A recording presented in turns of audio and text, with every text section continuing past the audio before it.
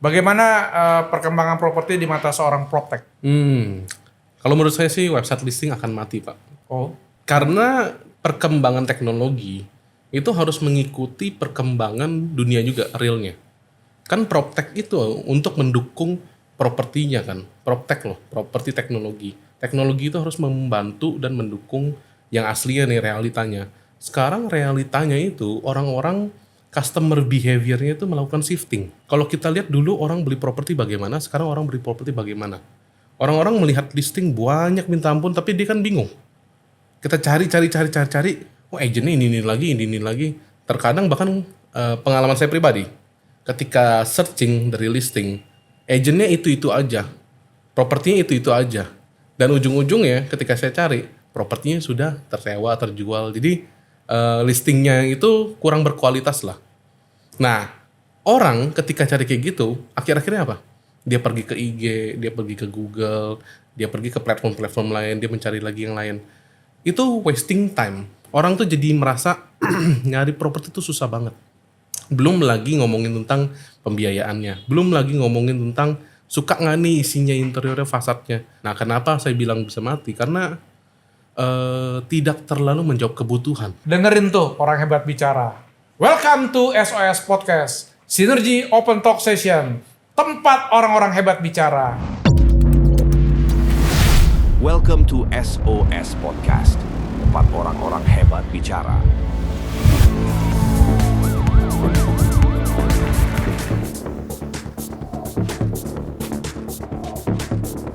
Pak Apau apa Pak Paulus nih? Apa boleh lah, kan kita kan udah deket juga. Oke, Pak Apau bisa jelaskan sedikit mengenai Firuma ya, karena saya dengar Firuma sedang growth nih ya. Memang lumayan sih Pak, perkembangannya lumayan tinggi juga sih. Kita terus nambah terus. Iya. Kita dari tahun 2021 kemarin ya, kita terus main naik. Kita research dulu development kurang lebih 1-2 tahun. Habis itu kita mulai lempar ke developer untuk cobain. Rupanya ketika itu berpengaruh dan mereka merasakan manfaatnya, mulai tuh naik nukik tinggi banget. Ya alhamdulillah ya, bagus ya. Bagus ya. Puji Tuhan. Sebenarnya apa sih yang memantik Bapak itu untuk membuat Firuma ya? Awalnya dari mana ya? Wah, gue mesti buat Firuma nih. Proptech yang future proptech gitu. Ya sebenarnya sih karena saya melihat pengalaman pribadi sih Pak. Waktu itu saya sama orang tua lagi cari rumah. Kita mau cari rumah yang buat kita beli ya. Lama Pak. Prosesnya tahu berapa lama Pak? Kalau tadi cerita saya 6 bulan. Saya sendiri pribadi 5 tahun Pak. Nah, 5 tahun. 5 tahun saya nyari properti. Kita bolak-balik nyari dari daerah sini, daerah situ. Nggak ketemu-temu. Ujung-ujungnya yang membuat kita lebih nyari properti. Bukan dari website, bukan dari apa. Tapi rupanya saya jalan kaki Pak. Ya, Terus survei langsung. Survei langsung. Karena nggak berpengaruh semua yang ada teknologinya, nggak ada ininya. Makanya akhirnya lebih enak kita jalan kaki atau kita naik mobil yang muter-muter aja udah survei langsung di lapangan. Itu yang terjadi Pak. Oh, akhirnya baru terpikirlah untuk membuat Firuma ya. Iya, karena saya sendiri ngerasain masalahnya gitu kan, dan ini masalah yang orang tuh nggak sadarin gitu. Dan saya kan karena saya di bidang teknologi ya, sebenarnya bukan di PropTech dulu. Tapi di bidang teknologi dan saya punya kemampuannya. Saya dimotivasi lah untuk kenapa nggak jalanin. Harus jalanin. Jadi karena itu saya buat juga akhirnya. Bagaimana pandangan Pak Apo tentang masa depan dari PropTech ini? Saya sih ngeliat sih akan makin tinggi ya naiknya ya. Karena orang-orang tuh udah melek teknologi. Orang-orang itu udah karena COVID sih ya. Perkembangan teknologi tuh langsung cepat. Orang yang dulu nggak ngerti Zoom jadi Zoom. Orang tua bahkan yang nggak ngerti teknologi dipaksa untuk mengerti teknologi kayak Zoom. Gitu. Mereka dipaksa untuk melakukan itu. Karena keterpaksaan ini orang tuh jadi lebih melek teknologi. Iya. Nah pada akhirnya ya begitu. Iya, karena sekarang kan terus ya PropTech terus berkembang ya. Iya. Kalau bisa menggabungkan antara penemuan baru, AI, penemuan baru yang bisa digitalize, itu pasti akan menang di pasaran ya Pak. Kira-kira goalsnya dari Firuma ke depannya seperti apa nih? Ingin seperti apa nih Firuma? Akan dibawa kemana gitu? Nah kalau kita sih ke depannya ya, kita tuh pengen Firuma itu tuh mampai masuk ke pasar global. Kenapa? Karena kita itu bukan hanya sebuah Firuma itu kan, sebenarnya Firuma itu bukan sekedar marketplace. mungkin banyak marketplace melihat Firuma sebagai kompetitor, Pak. Mungkin ya, karena kita mungkin mengarah ke sana. Tapi bagi kami sendiri, marketplace itu only a platform gitu. Kita tuh nggak bermain di marketplace, itu cuma sebuah tempat. Yang kita lakukan di Firuma adalah melakukan perkembangan teknologi supaya orang tuh bisa melihat properti dimanapun, kapanpun, dan tidak peduli nih Pak, mau sama siapapun. Karena orang Hanya itu melalui HP. iya, melalui HP doang. Karena orang itu lebih cenderung suka lihat properti tanpa harus ada agentnya. Iya. Jadi kalau udah ada agentnya kadang-kadang itu udah serius. Tapi dia sukanya lebih enak searching dulu, browsing. Searching dulu benar. Benar gitu dia. Tipe rumah seperti apa. Bahkan yang Bapak bikin itu sudah advance ya. Iya. Ya, nanti kalau teman-teman mau tahu tentang Firuma, ya nanti bisa kontak Pak Apau ini. Boleh. Oke, bagaimana perkembangan AI dan kripto ke depannya menurut Bapak? Kripto dan AI ya. Jadi kalau kripto dan AI menurut saya akan berkembang di dalam dua arah nih. Bisa jadi bagus, bisa jadi jelek. Tapi perkembangan itu akan terjadi dua-duanya. Karena perkembangan teknologi kripto dan AI kalau dimanfaatkan dengan fungsi yang bagus akan menuju ke arah yang bagus. Tapi di saat yang bersamaan pasti ada yang ingin memanfaatkan celah-celah. Let's say misalkan kita pengen melakukan perkembangan kripto dan AI di bidang teknologi untuk properti.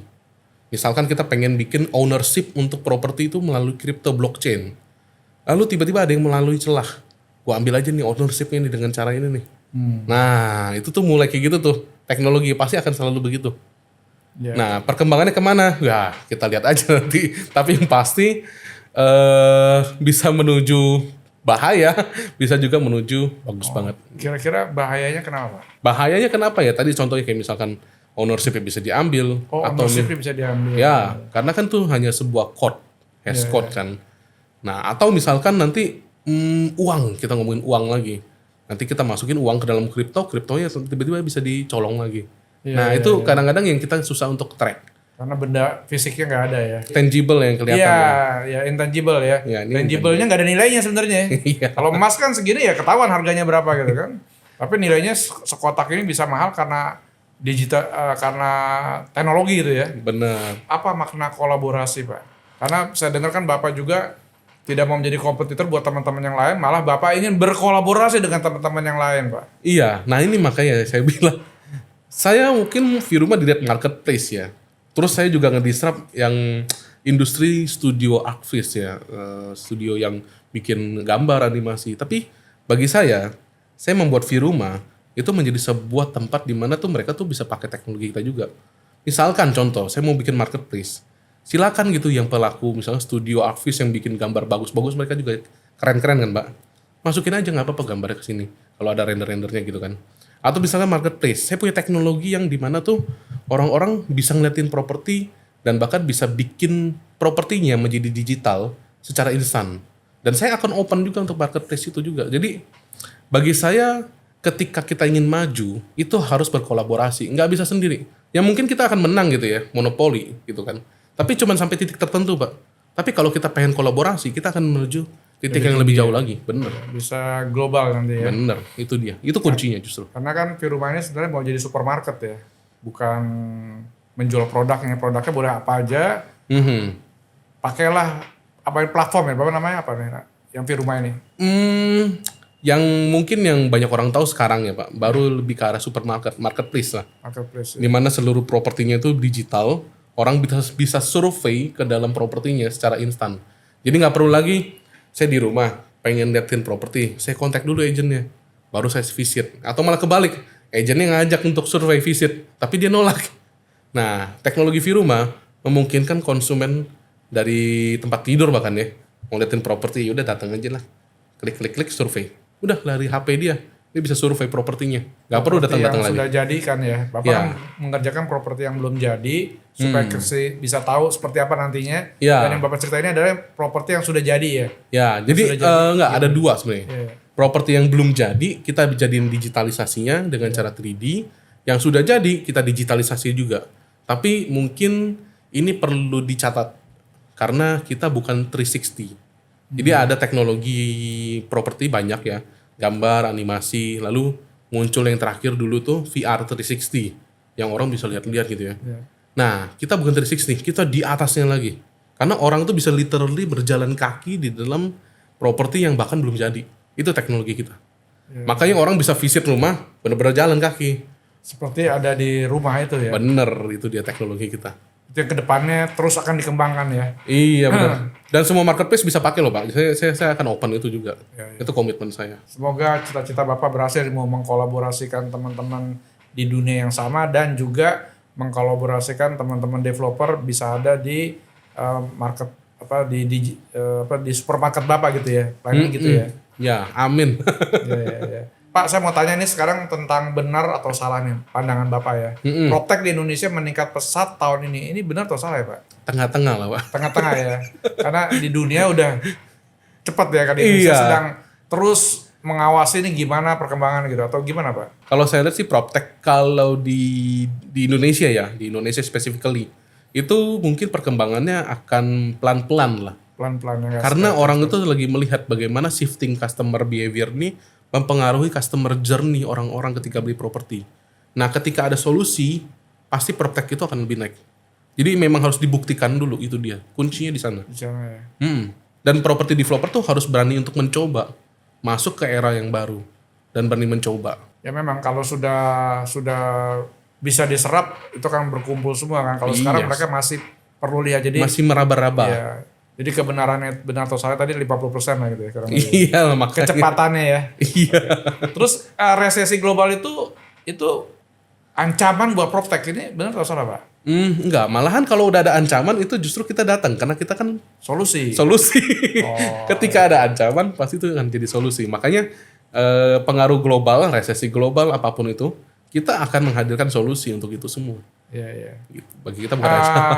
AI dan kripto menjadi ancaman ke depannya, benar atau salah, Pak? Tengah-tengah juga. Tengah-tengah ya. Iya. Kalau di properti bisa jadi positif ya tadi ya.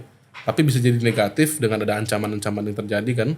Tapi bisa jadi ya itu hanya hal yang biasa, malahan mungkin susah untuk terjadi. Kadang-kadang kan sentimen masyarakat bisa jadi belum tentu pengen gitu. Tapi kalau di Dubai udah kelihatan loh, bisa beli properti pakai kripto. Iya, kripto, Bitcoin. Ya itu bingung saya loh. Tapi di dunia ke sana ya. Iya. Jadi kalau kita nggak ngikutin nanti ngaco. Tapi sebenarnya seperti itu Bapak ada bilang berbahaya juga ya. Karena itu nggak ada benda fisiknya ya. Iya. Jadi tapi mungkin bisa aja ya, karena kalau kita melihat Bitcoin sebagai angka ya, saldo transaksional doang, cuman metode transaksional, mungkin bisa dilakukan tuh. Beli properti lewat Bitcoin. Di Indonesia kapan tuh? Masih lama lah ya. Kalau ada sih yang jualnya takut, Pak. Ya kalau saya mau jual rumah saya, Pak saya bayar kripto. Itu kripto apa ya?